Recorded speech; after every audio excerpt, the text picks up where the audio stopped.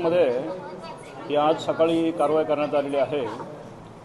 यामध्ये परिमंडळ 2चे DCP श्री पवन बनसोड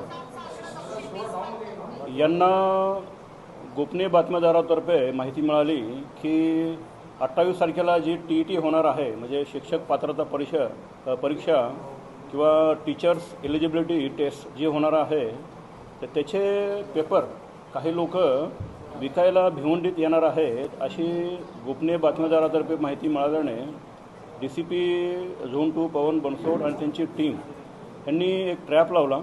त्या ट्रॅपच्या अनुषंगाने सकाळी साधारणतः 11च्या दरम्यान जागेवर तिने ट्रॅप लावला। त्यामध्ये 3 लोक हे पेपर विकण्यासाठी, जो उद्या होणार आहे TETचा पेपर विकण्यासाठी आलेले त्यांना आढळले। त्यांना जी पूर्व माहिती मिळाली होती त्या अनुषंगाने तिथे ट्रॅप लावला। ते 3 लोकांना ताब्यात घेतलं। त्यांच्या अंगझडतीमध्ये त्यांच्याकडे एकूण उद्या जे पेपर होणार आहेत त्याचे 4 सेट हे पेपर मिळाले। त्याचबरोबर इतर वस्तू, mobile, debit card, credit card वगैरे हे मिळालं। त्यामुळं आम्हाला खात्री करण्यासाठी ते जे 4 पेपर जे मिळाले होते ते शिक्षण विभागाचे वरिष्ठ अधिकारी यांना तत्काळ संपर्क करण्यात आला आणि त्यांच्याकडून व्हेरीफाय केलं। त्यांनी पण त्यांची जी सिस्टम आहे, SOP आहे, त्याप्रमाणे हे पेपर जे होते ते त्यांनी व्हेरीफाय केले आणि असं आढळलं की उद्या जी पेपर होणार आहेत त्या परीक्षेला येणारे हेच पेपर असल्याने खात्री पटली। त्यामुळे आम्ही 3 लोकांच्या विरोधात गुन्हा दाखल केलेला आहे।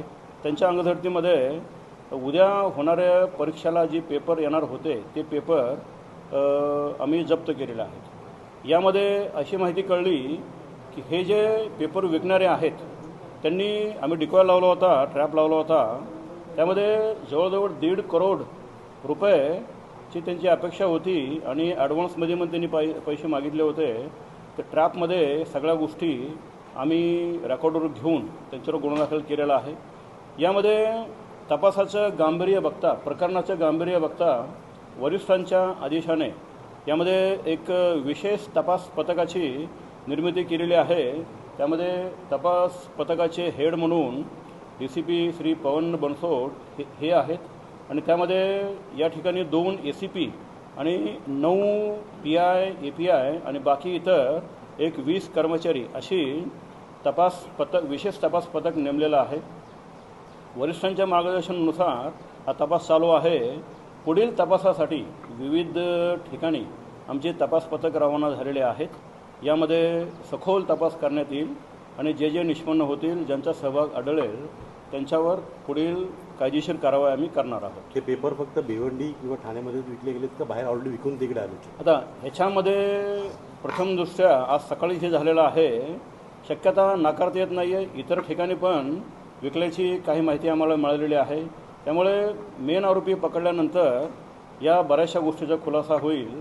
त्यामुळे तपासामध्ये आम्ही सर्व शक्यता गृहीत धरून हा तपास चालू केलेला आहे।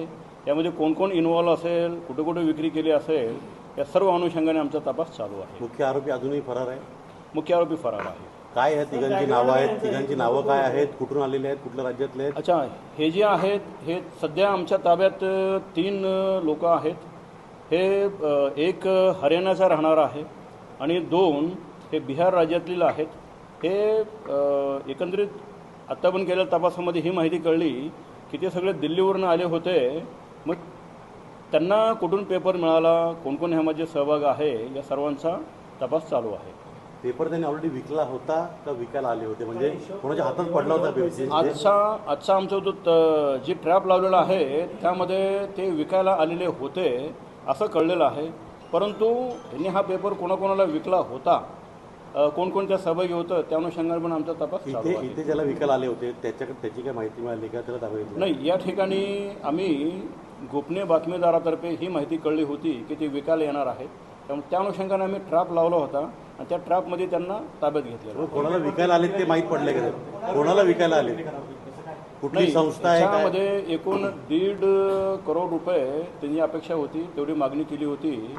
त्यानंतर त्यांच्या सिस्टमप्रमाणे ते त्यांचे जे काय विकत घेणारे आहेत त्यांना विकणार आणि नंतर ते खाली जे कॅन्डिडेट आहेत, शिक्षक कॅन्डिडेट आहेत, त्यांना विविध रकमामध्ये पेपर देऊन ते विकणार होते. हे कोणाला विकणार होते? दादा एक मिनिट मराठीमध्ये लाईव्ह चालू सॉरी प्लीज मराठी साहेब. हे पेपर ज्याला विकायला येणार होते ते कुठल्या विद्यार्थ्याला विकणार होते? कुठली शैक्षणिक संस्था होती, क्लासेस होते, काय होतं? काहीतरी घेऊन लागले असेल. सध्या अशी कुठली माहिती प्राथमिकदृष्ट्या समोर आलेली नाही आहे, परंतु याच्यामध्ये आम्ही सर्व शक्यता गृहीत धरलेली आहे. याच्यामध्ये जे काही त्यांचे प्रॉस्पेक्टिव्ह बायर्स असतील किंवा इतर जे कोचिंग सेंटर्स असतील, ही सर्व शक्यता तपासामध्ये आम्ही गृहीत धरलेली आहे. यामध्ये भिवंडीतील काही शिक्षकांचा सहभाग असला नाही, असं कुठलं आतापर्यंत आढळलं नाही आहे. हे जे पेपर होते, कुठून मिळाला? हे पेपर जे होते हे दिल्लीवरनं हे लोक घेऊन निघाले होते. हे फक्त भिवंडीपुरते मर्यादित नाहीत. यामध्ये शिक्षण विभागाची जी पद्धत आहे त्याप्रमाणे पूर्ण राज्यासाठी SOP तयार करून ते पेपर सेट करतात. त्यामधील हे पेपर त्यांनी दिल्लीवरनं आणलेले होते. नाही, यामध्ये आत्तापर्यंत केलेला प्राथमिक तपास आहे. आता फक्त FIR दाखल झालेला आहे, पंचनामा केलेला आहे. यामध्ये ज्यांचा सहभाग असेल त्या सर्व तपासामध्ये या सर्व गोष्टी काही दिवसांनी तुम्हाला सांगू. आता सध्या सर्व शक्यता मात्र आम्ही गृहीत धरलेल्या आहे. आरोपींची नावं नाव देतो आम्ही. बरं, हे यांचं बॅकग्राऊंड काय, म्हणजे शिक्षक किती शिक्षित आहेत, काय आहेत? हे स्वतःच यांनी परीक्षा दिली का? याच्यामधील एक आरोपी जो आहे तो यापूर्वी केंद्रीय विद्यालयामध्ये सर्व्हिस लावण्यासाठी दुसऱ्या एका आरोपीला त्यांनी पैसे दिल्याचं कळलेलं होतं. त्यानंतर इतर पण आरोपी हे जे आहेत यापूर्वी एक वेळा परीक्षा दिलेल्या आहेत, ते नापास झाले होते.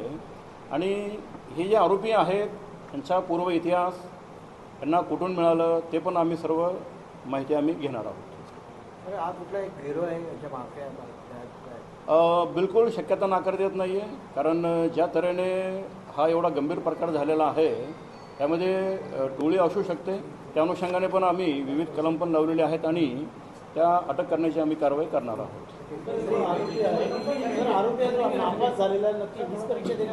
नाही, दुसरी केंद्रीय विद्यालयामध्ये.